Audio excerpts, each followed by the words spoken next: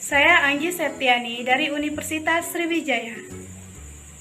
Perkenalkan, saya Miranda Ayu Rahmadini dari Universitas Sriwijaya. Saya Mira Rahmawati dari Universitas Sriwijaya. Perkenalkan, nama saya Sevi Triana Sari dari Universitas Lambung Mangkurat. Adapun tujuan pembelajaran kali ini yaitu mahasiswa mampu mengkaji implementasi hormon dan vitamin dalam kehidupan sehari-hari.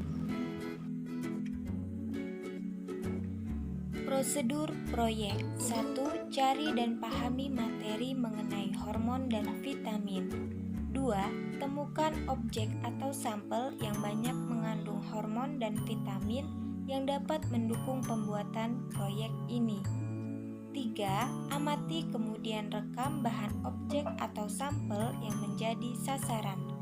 4. Edit video yang telah didapat dengan semenarik mungkin.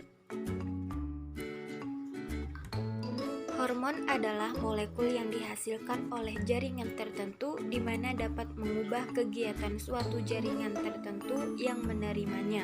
Dikutip dari jurnal karangan Riyadi tahun 2017. Adapun vitamin adalah senyawa organik dalam jumlah mikro yang esensial tetapi tidak dapat disintesa oleh beberapa organisme dan harus diperoleh dari sumber di luar tubuh. Sampel atau objek. Yang pertama wortel, kedua telur, ketiga biji bunga matahari, keempat jeruk,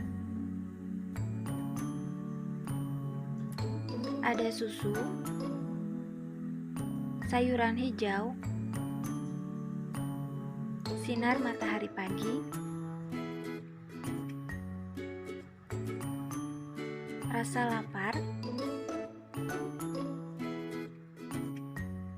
berlari. Wortel merupakan salah satu sumber vitamin A yang mana berfungsi melindungi atau meningkatkan kesehatan mata. Telur dan susu merupakan sumber vitamin D, di mana berfungsi menjaga daya tahan tubuh, penting bagi kesehatan tulang dan gigi. Adapun sinar matahari pagi juga menghasilkan vitamin D, yang mana sinar UV akan menyentuh permukaan kulit untuk diubah oleh tubuh menjadi vitamin D. Vitamin D itu sendiri dibutuhkan untuk menjalankan fungsi metabolisme, kalsium, dan imunitas tubuh. Sayuran hijau merupakan salah satu sumber vitamin E yang mempunyai efek antioksidan yang berfungsi mencegah kerusakan sel akibat paparan radikal bebas. Saat berlari, sistem hormonal dalam tubuh mengalami perubahan di mana adanya kenaikan sekresi hormon oleh kelenjar endokrin. Dikutip dari buku karangan Lam tahun 1984. Hormon-hormon tersebut salah satunya stimulating hormone atau TSH, di mana berfungsi merangsang produksi dan sekresi hormon tiroid. Adapun saat berolahraga, denyut jantung terasa cepat dan tekanan darah meningkat. Hal ini dikarenakan adanya hormon adrenalin atau epinefrin. Saat kita merasa lapar, yang bekerja yaitu hormon ghrelin, di mana hormon ini diproduksi dan disekresikan oleh XA-like cell di dalam kelenjar-kelenjar oksidik mukosa yang tersebar di dalam lambung. Hormon ini merupakan pembawa sinyal lapar dari perifer, dikutip dari Rosifah tahun 2011. Setelah kita mengetahui peran dan fungsi dari hormon, selanjutnya yaitu peran dan fungsi dari vitamin.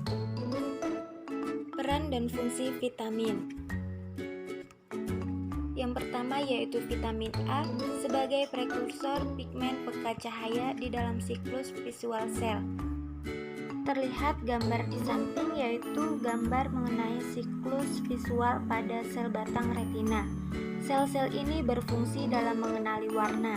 Pada siklus visual ini, suatu bentuk teroksidasi retinol, retina, atau vitamin A aldehida merupakan komponen aktif yang terikat oleh protein yang disebut opsin. Kompleks retinal opsin yang disebut redopsin terdapat pada membran intraselular yang tersusun pada sel batang.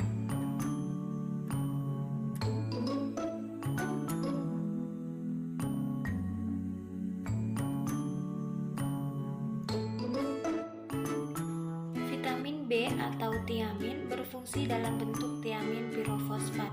Tiamin pirofosfat ini berfungsi sebagai koenzim pada beberapa reaksi enzimatik yang melibatkan perpindahan gugus aldehida dari molekul donor menjadi molekul penerima.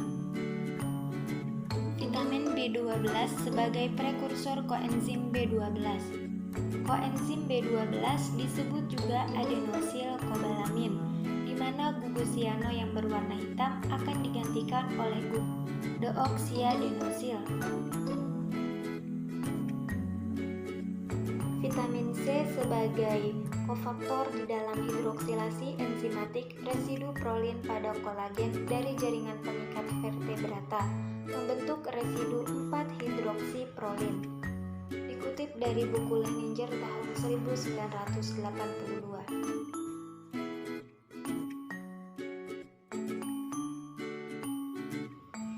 Vitamin D merupakan prekursor hormon, di mana vitamin ini memiliki aktivitas seperti hormon di dalam mengatur metabolisme Ca2+ di dalam usus kecil dan tulang. Dikutip dari buku Leininger tahun 1982.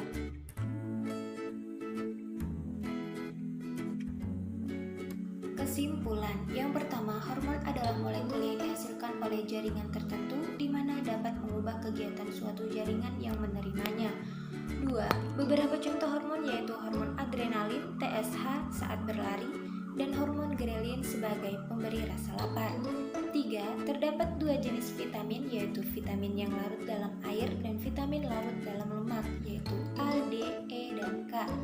4. Vitamin A sebagai prekursor pigmen pekat cahaya, vitamin B1 sebagai tiamin pirofosfat, vitamin B12 sebagai prekursor koenzim B12, vitamin C sebagai kofaktor dalam hidroksilasi enzimatik, vitamin D sebagai prekursor hormon.